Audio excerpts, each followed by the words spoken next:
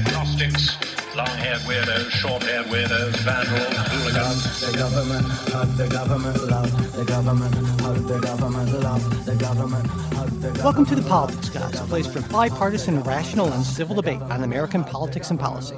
I'm Michael Baranowski, a professor of political science at Northern Kentucky University.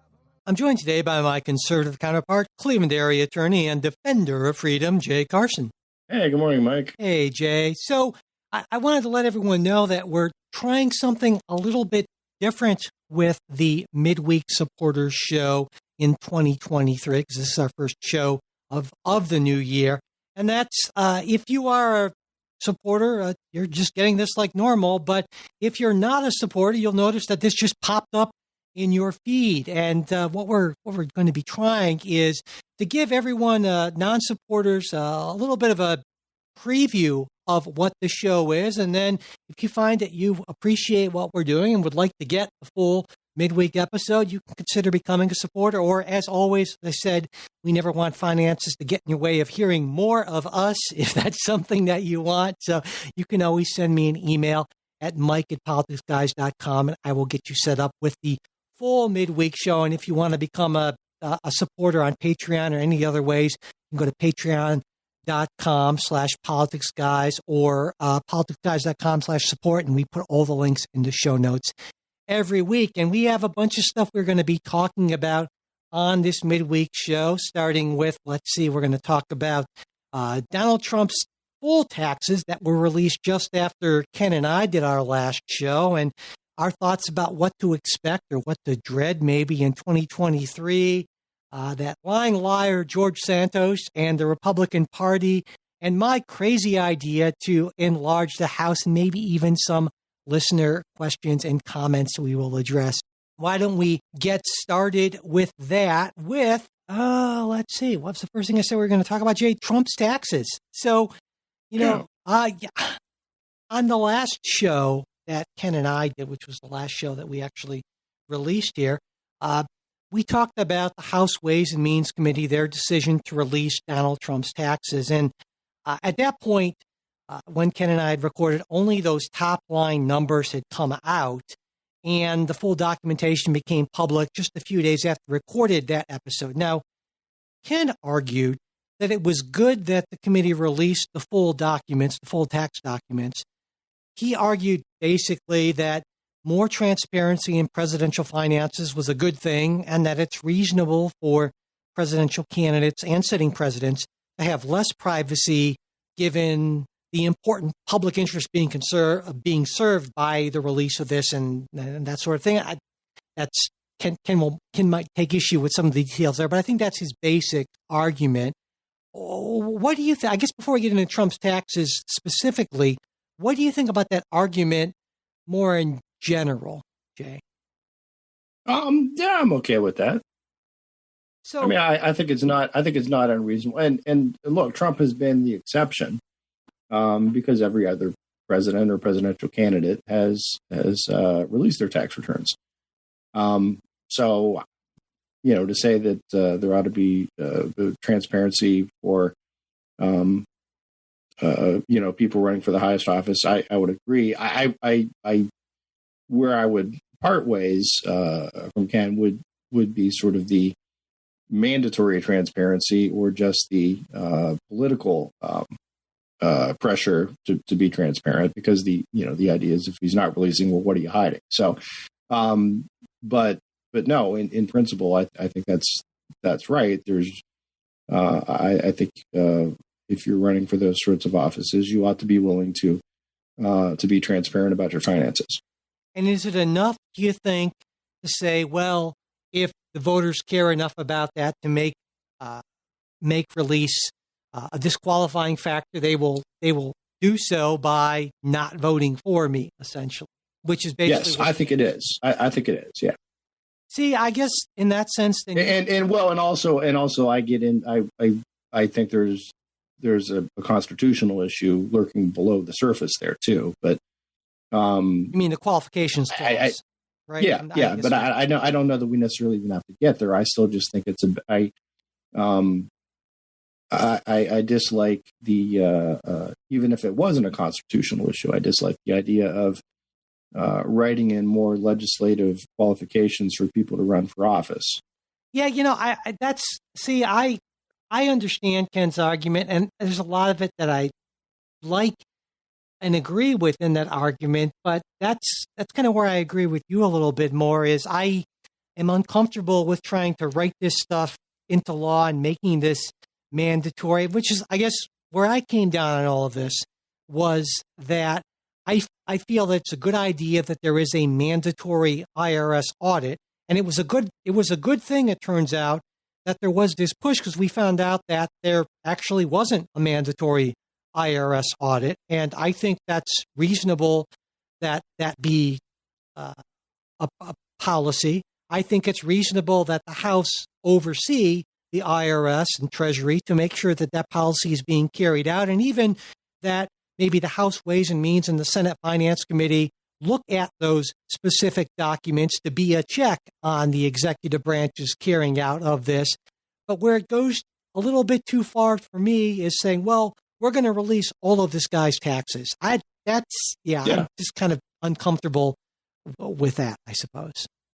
And for what reason exactly, other than we're going to find something in there to embarrass them? So yeah, and to me, when we look at what we've seen so far from the release of the detailed records, it really didn't, I don't think, tell anyone anything they didn't pretty much know already. Yeah. That Trump's folks he has a whole bunch of very clever tax attorneys and accountants who go right up to the line and on a lot of things, like pretty much, I would imagine, just about every billionaire does. And that's how the game is played. And so I just feel like this was a big nothing burger, except for the one. I would tend to agree. Yeah, with you on the merits of what was released.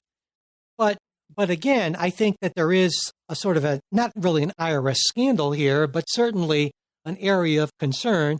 I would like to see not only mandatory audits for presidents but I would be happy with mandatory audits also for members of Congress and for Supreme Court justices.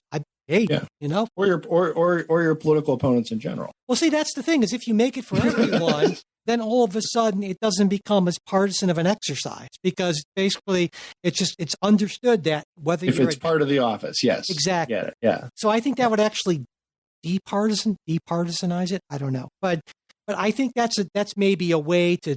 But of course, to be able to do that, the IRS would have to increase its resources for auditing, high income taxes, because there are a lot of millionaires in Congress, and those are there's only 435 members of Congress, and we're bringing on an extra 90,000 IRS agents, so we should be able to cover it. Well, we're not doing 90,000 extra. That's actually a false claim that's been debunked by everyone except for Fox News and Newsmax, I guess, at this point. But you were saying that, I know, partly in jest. I think it's 87,000 was the number. But, we've had this discussion before as well, and you certainly are not advocating tax fraud.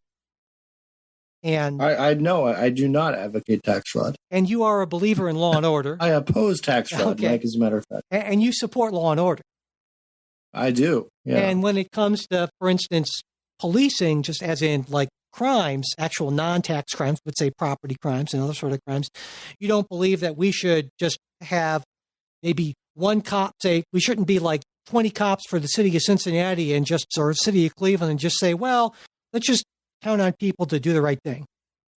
No, not at all. So there needs to be reasonable checking and enforcement. There needs to be a police presence. And sure. I would expect you would believe that should also hold over for tax fraud, because that's a crime as well. And so just like I am against certain areas being targeted and over-policed for no reasons other than perhaps some people would argue on the left, racism, you would be against certain people being targeted because of their political views. That's right. So it's actually, I don't know that we're that far apart on this. It seems like where we run into problems is that you have a hard time seeing how the IRS can be given the resources it needs to really rigorously enforce our tax laws without that IRS turning into a political tool. Yeah. No, that's pretty. And let me argue, sort of take your examples. You're for not having you're opposed to fascism, right? Oh yeah, most days, yes, very much so. I'm okay with that. So and by that same token, you would I think bristle if the idea of the Cincinnati City Council said, "Listen, we need to vastly increase the size of our police force. We need a cop on every corner following you around, watching your every move." You'd obviously bristle at that. So I think that's kind of my response. And also the idea that the IRS which is a little different in terms of than police and criminal investigations. There's a lot of really fuzzy stuff in the IRS code, right? And there are things that you can say are, listen, I'm taking an aggressive position here on depreciation or whatever. There are gray areas in the tax code. There are less of those in the criminal law. Good point. But the IRS has the balance of power is significantly tilted in favor of the government in terms of those types of investigations and prosecution. Yeah. In order for somebody to defend themselves against it. Yeah. And you don't get a public defender if the IRS shows up wanting to audit you or claim you owe money. Those are both really good points. And in fact, I think you could maybe make a case for a sort of a reform system or legislation that would combine greater IRS resources along with both much more oversight as well as tax code simplification. That would be a pretty massive sort of thing. But I think you're right. They're all, that needs to be considered in sort of a holistic way that I don't think really has been to this point. All right. Well, let's move on and talk a little bit about 2023. The year just started, and I thought we could, take a few moments or a little bit of time to talk about, what we see coming forward, what we're looking forward to, if anything, what we're dreading. And there's certainly more than a few things I think that might fall into that category for me. Maybe even we could make some predictions and then circle back in December and see how we did. We don't necessarily have the best record, Jay, you and I, as prognosticators. I think of all of our hosts, Ken tends to have made the most correct predictions. Maybe that's just about how you pick your spots. I'll predict anything at any time. So I'm not one to judge. But you're much more strategic in that. But anyway, let's start with you. What do you see as some of the biggest things that are likely to come up in American politics here that you're either looking forward to or sort of dreading in some way? I think we will enter a mild recession within the next quarter. I think it's and I say on the one hand I dread it because I don't like economic downturns. On the other hand, I think this is sort of the natural result of what we've been through the past couple of years, the inflation, the money tightening. And this is going to be sort of a righting of the ship a little bit, if you will.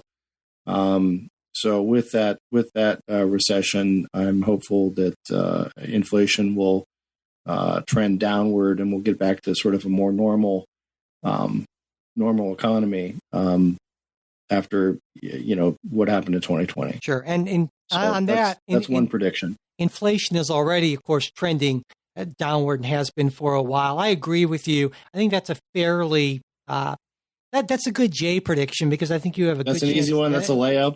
Well, not quite a layup. I think the last numbers I saw from the conference board or some other group, somewhere like around 70% chance of a mild recession. But yeah, I think that's I'm with you on that. I would expect that to happen as well. So well, we're in agreement on likelihood of a recession this year. What else you got? Oh, let's see. Gosh, I think by the end of the year, the war in Ukraine will have reached a resolution, Wow. some sort of negotiated. Unfortunately, I think Putin may end up holding some sort of pieces, maybe retaining Crimea, that sort of thing. But I think it's just going to become impossible for the Russians to continue to finance this, and it's a stalemate, right? So I think that that happens sometime before the end of the year. Well, that is a bolder prediction. I shouldn't say that a peace is negotiated, but I think we get to a point where we have a ceasefire negotiations, right? Okay. Wow, that's a bolder prediction. I'm not so sure about that. And I think a lot to me is going to depend on how willing the Republican House is to approve more aid to Ukraine. I mean, we've certainly seen indications that Germany and some other countries in the West, and the U.S. included, are more and more willing to give Ukraine advanced cutting-edge weaponry, and that is certainly making a difference.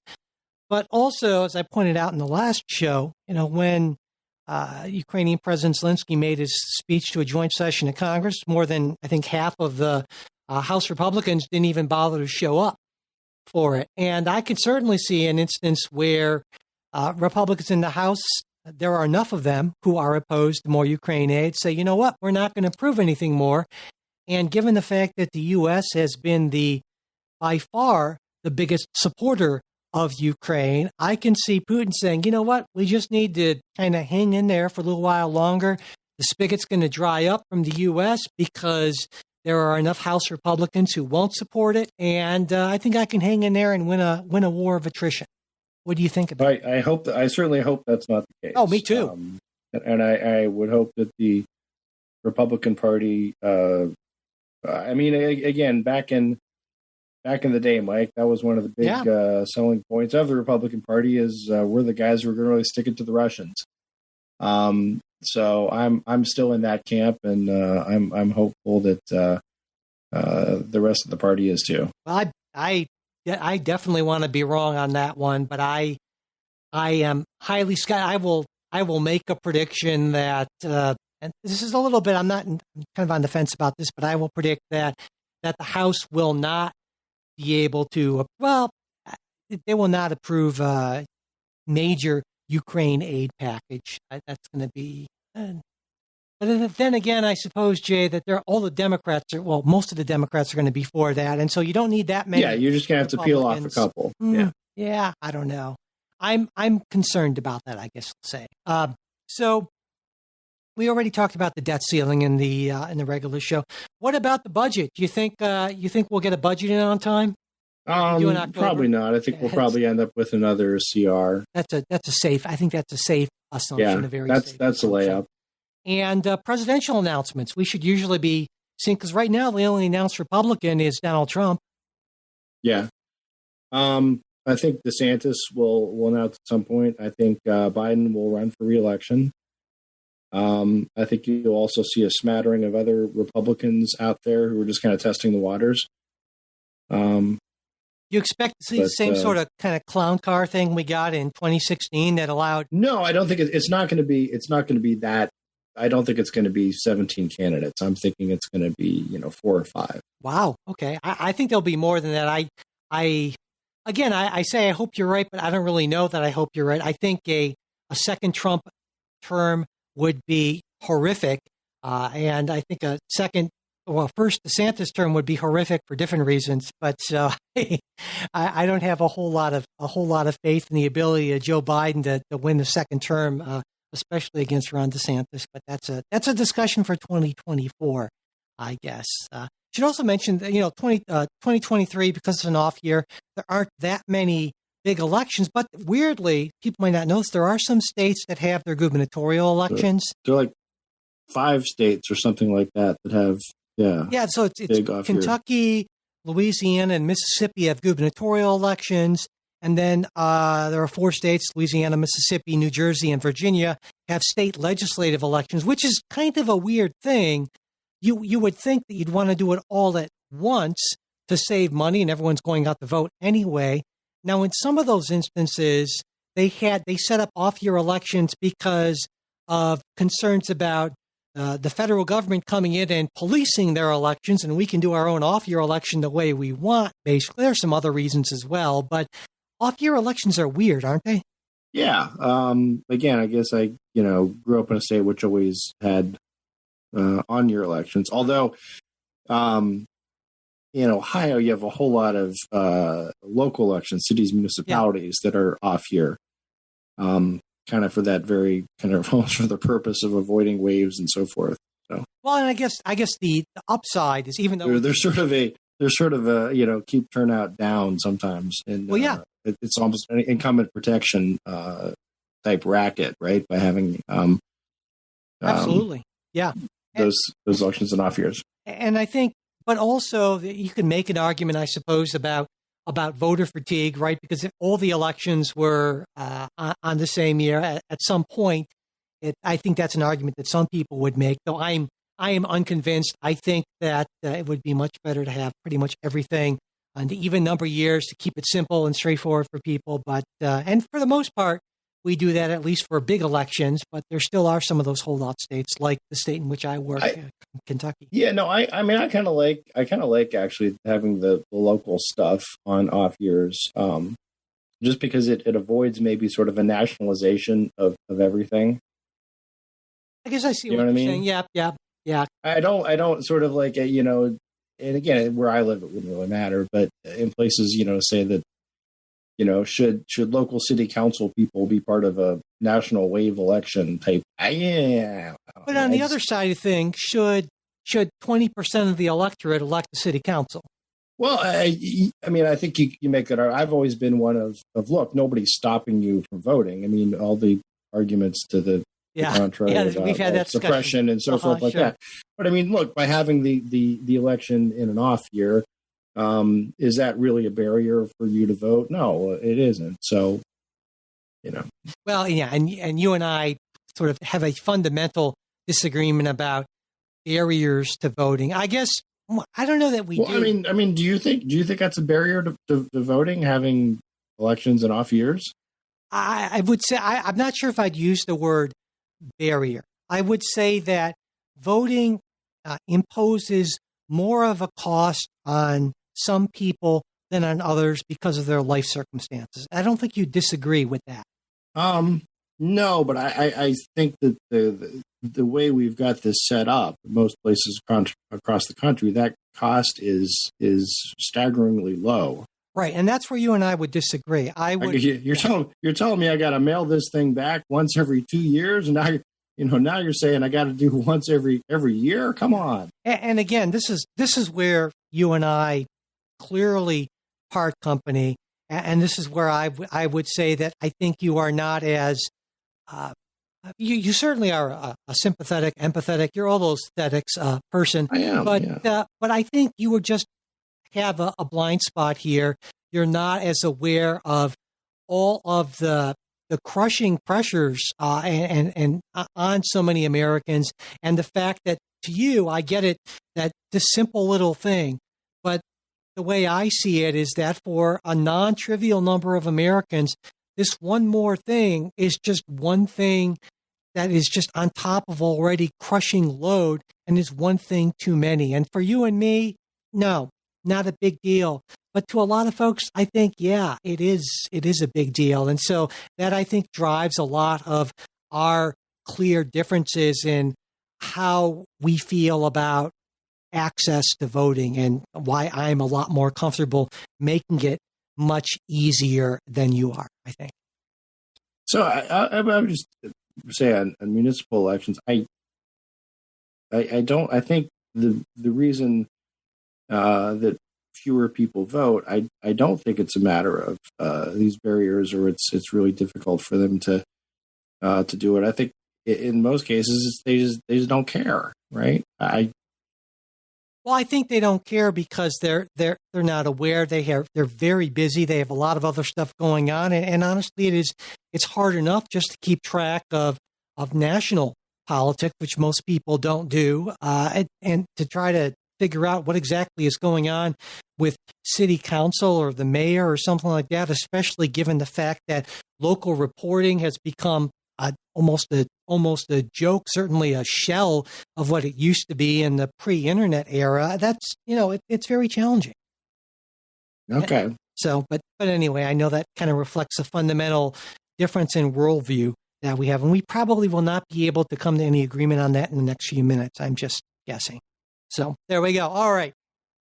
So moving on from 2023, if you are a supporter of the show, we have the next part about George Santos, Lying Liars, Enlarging the House listeners' question. If you're not, remember you can get the rest of the show by becoming a supporter or just sending through all of those links I mentioned. Check the show notes, or by just sending me an email, mike@politicsguys.com, to get you set up with that midweek show.